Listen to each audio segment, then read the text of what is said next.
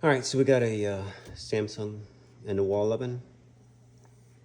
Now the issue with this, we have no power to the display, nothing at all. Breaker is on. What happened? Unit usually during self-clean, so do not use your self-clean. Go ahead and clean your unit, open her up, and clean her the old-fashioned way. This is what you got to deal with when you do self-clean. Now, when you're working on these, it's a lot easier to go ahead and remove the door. Just be careful. Now, to do so, you're gonna have a tab, flat blade screwdriver. Get in there and bring it forward. Push it down all the way. You're gonna lift the door with 2 hands. And then as you lift, it's gonna come right out. Just be mindful.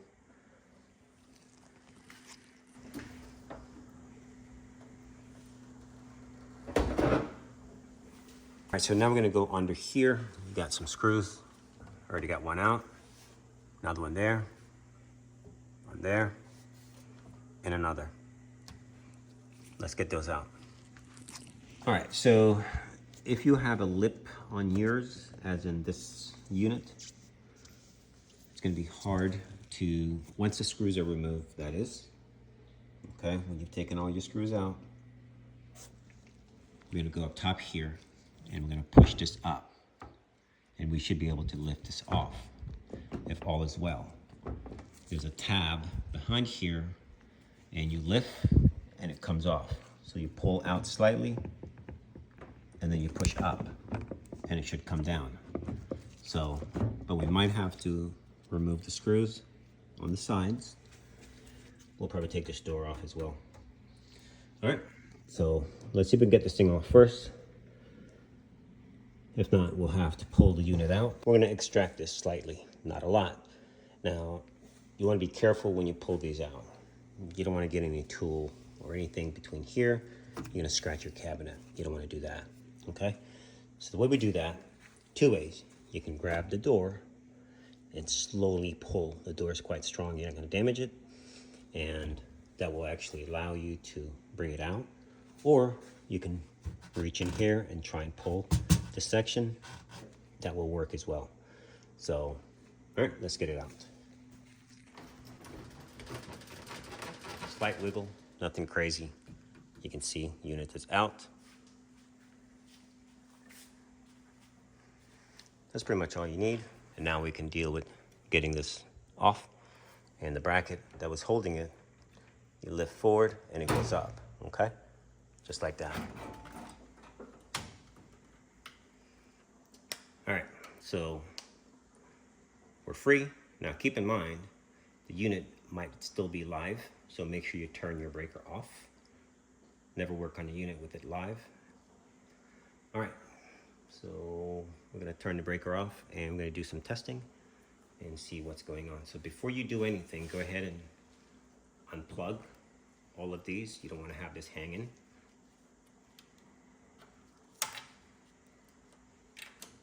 Okay, take that away. Customer said the unit was live, so let's see. Yep, she is live.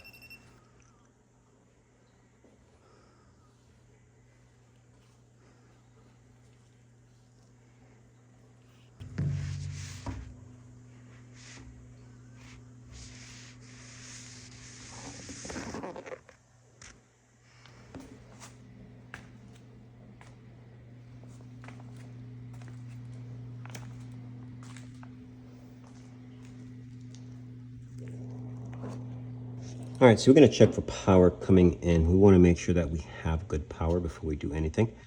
I do wanna get behind the stove or the oven. So, red, white, and black. So, I'm going to reach my hand under here and I'm gonna check this, and this, and then this, and this, and this to that. We need to verify we're getting proper voltage here before we do anything. All right, so we're gonna disconnect power here and slide this thing down. That's the only way to extract this thing.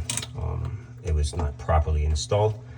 You should always have enough conduit so you can actually pull the unit out. You always want to double check, make sure everything is off before you start touching anything. All right.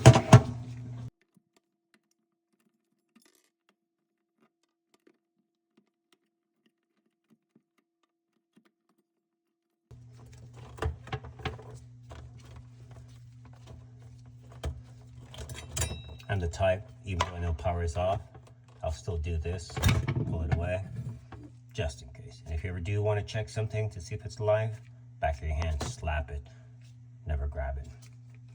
But this is best. All right. And yes, check neutral sometimes. Why? Because sometimes things aren't the way they're supposed to. All right, let's disconnect this and drop it down.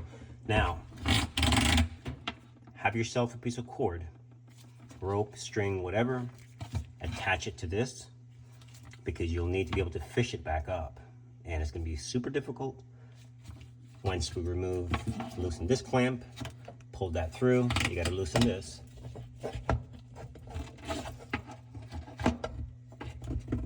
Okay, we're gonna take that off, pull these out, and drop it down.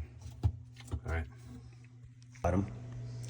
I think they're about the same size, doesn't matter, but I always like to leave a little mark so we know the one marked is for the top, just to keep things the way they were. All right, so we had a microwave here. Depending on your situation, this, you'll have to make sure you feed it all the way down. If not, it can stop your oven from coming out. So make sure you feed it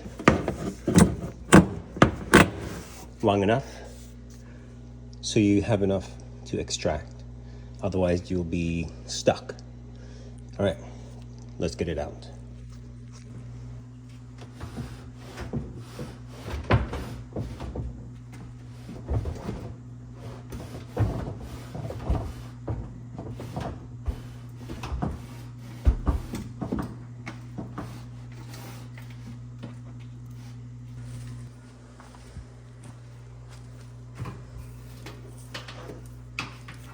The electrician, actually, the owner is an electrician, so he was able to extend that.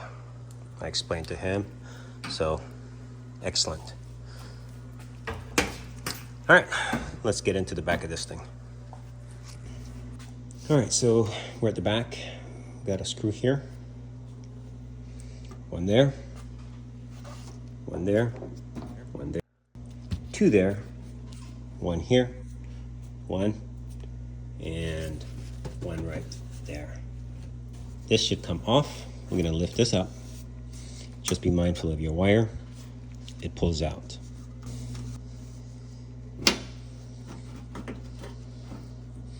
All right, so after that top, we're gonna be removing all the screws, pretty much from the back. They all have to come off. All right, all of the screws. If you're not sure, put a little mark where all the screws go, or pay attention to the marking so you get the screws back in the same order. All right, all the way down, in the middle. So all the screws that you see, and the bottom comes off first. You pull up, you might need a hook or a pick, and we pull up. There's some tabs, and you do have to lift it up out of the tab.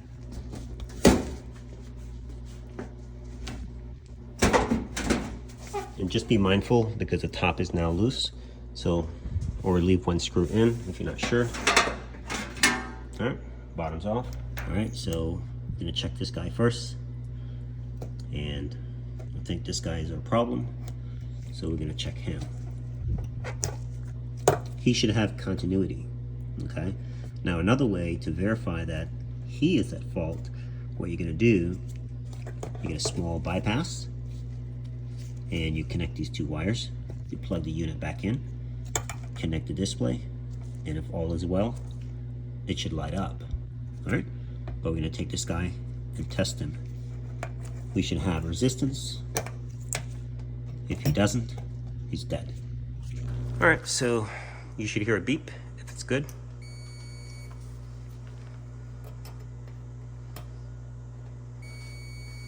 All right, so this guy's good. So you leave him alone. Now, it's a double wall oven, so you're gonna have two. So we're gonna go top and check.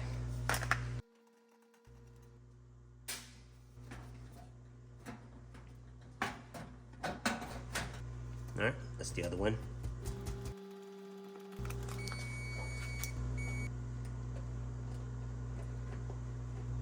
All right, and he's no good.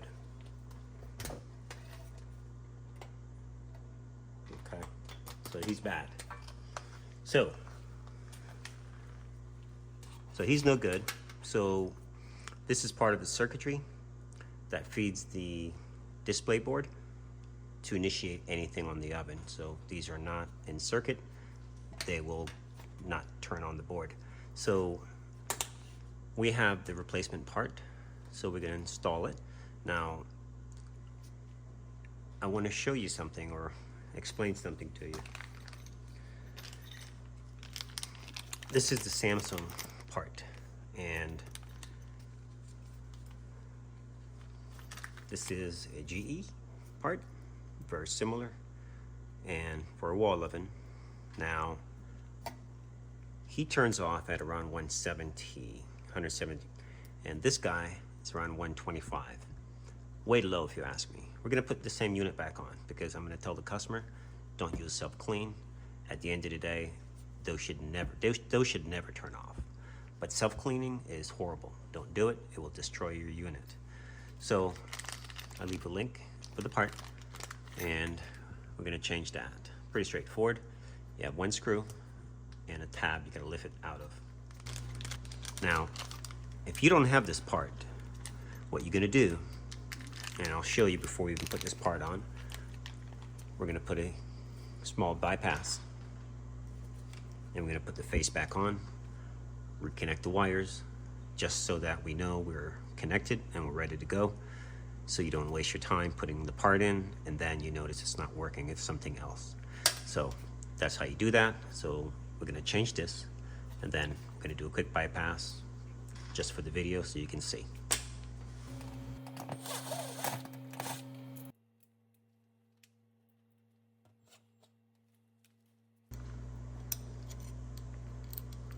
It's easier to take it off and do it. Whichever way you want to do it, it's up to you.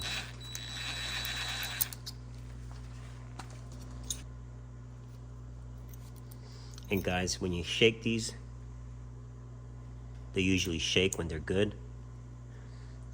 When they're bad, no noise.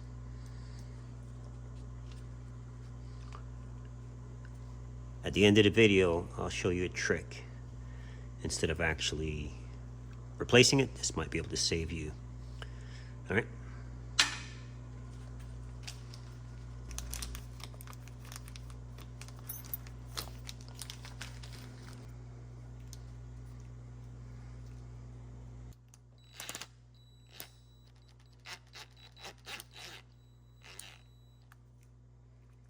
All right. Now the difference. This is good one. All right.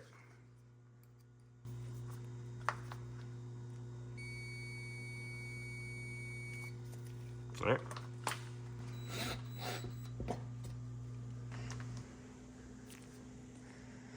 All right, let's do a quick. So we're going to connect power. Now you see why it's important that you have enough cord so you can get the unit in and out instead of having to reconnect.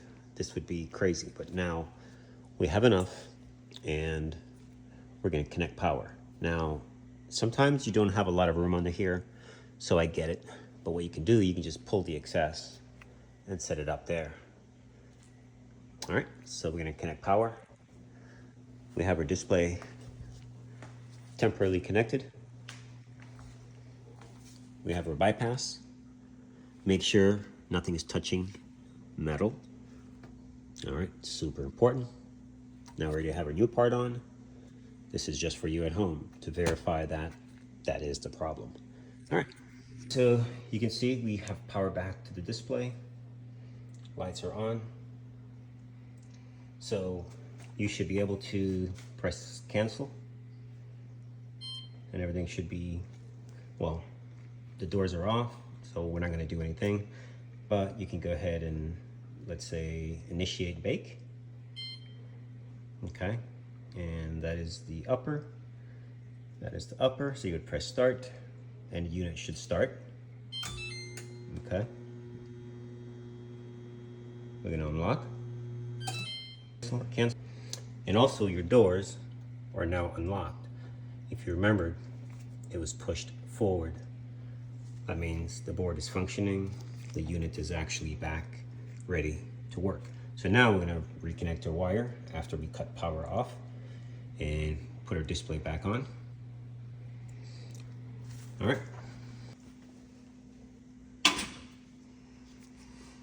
You can't really make a mistake. If you do, your wires will not fit. So keep that in mind. Your wires should definitely go back. So if they're not, if it's too far, because there's some other holes you can stick it in, but your wire should be right there. All right, now we're gonna put the back on, and you gotta start at the top. The bottom was the first to come off. So you do that in order because the panels overlap. So top first, then the bottom, lots of screws to be put in. All right. All right, we're not gonna do a full video of me putting on the back. Pretty straightforward. Couple pointers. Start with the top.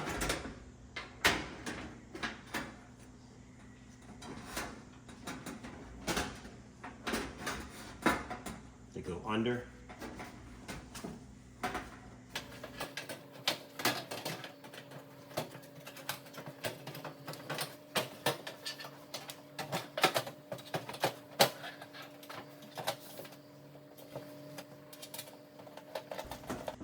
All right, once the top's in, put one screw just to secure it. You do have tabs, and then the next is going to be the bottom, and then you just button everything up together. And that's it.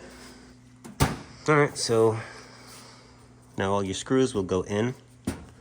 And again, if you weren't sure where the screws go, you could just put a little mark before you take them out so that everything will go back together as planned. If you notice a screw hole is not lining up, use a small pick and just gonna slide it just so everything moves into place. And that's it. You do have screws down here as well. All right. Lots of screws and screws. All right. Don't forget those.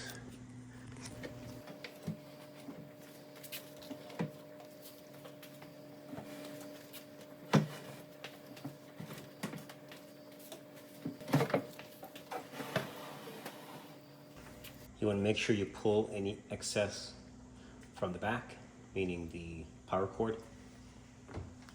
Sometimes you don't have a lot of space and it will hinder you from getting the unit all the way in.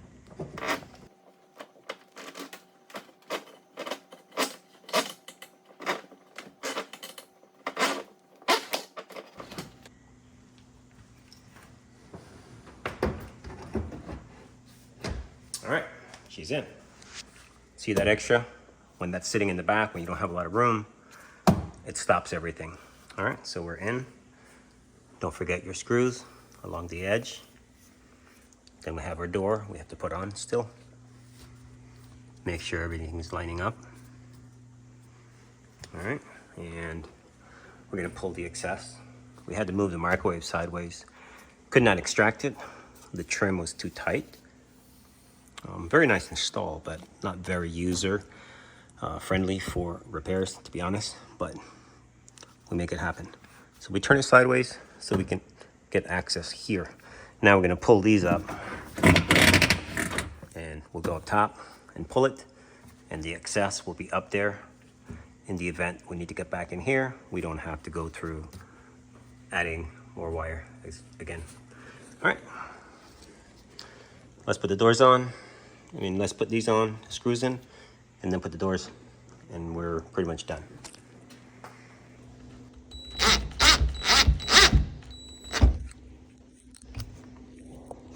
I like to start with the top, just in the event if something did slip and fall, It's not going to damage the bottom, so keep that in mind. Start with the top and then do the bottom last.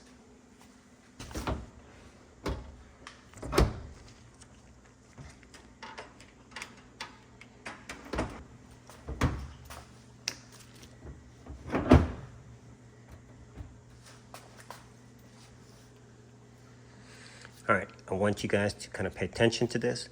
When you put your door in, there's going to be a slot, and you will feel when it falls in. If it's a false, you're not going to be able to do this. So make sure that you feel it and keep the door held. Don't let it go. And it should close nicely. And I like to still keep a hand on it just in case. Perfect. All right. Under here, we did not put those in yet, so don't forget, it's on.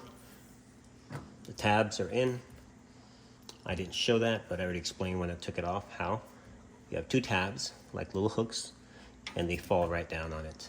So then you have a series of screws, I think 5 or 6 Phillips along here.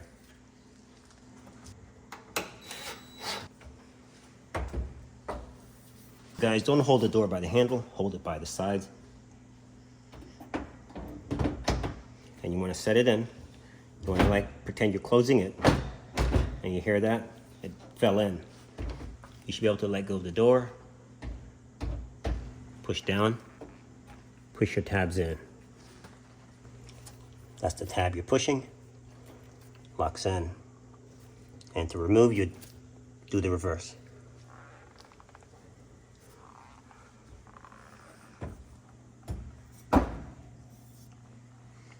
All right.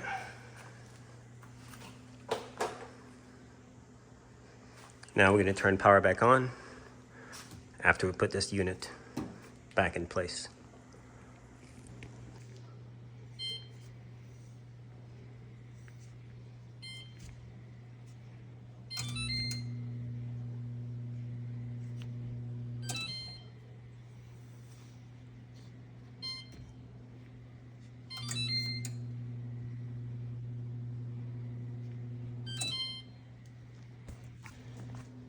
All right, guys, the job is done.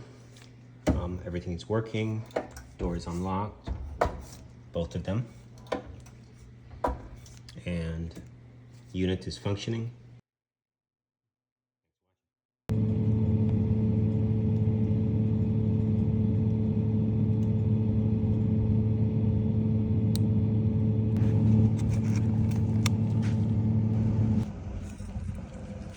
All right, so this is the bonus video, and like I mentioned, I was going to leave something at the end of the video, and this is the actual part that was damaged due to heat.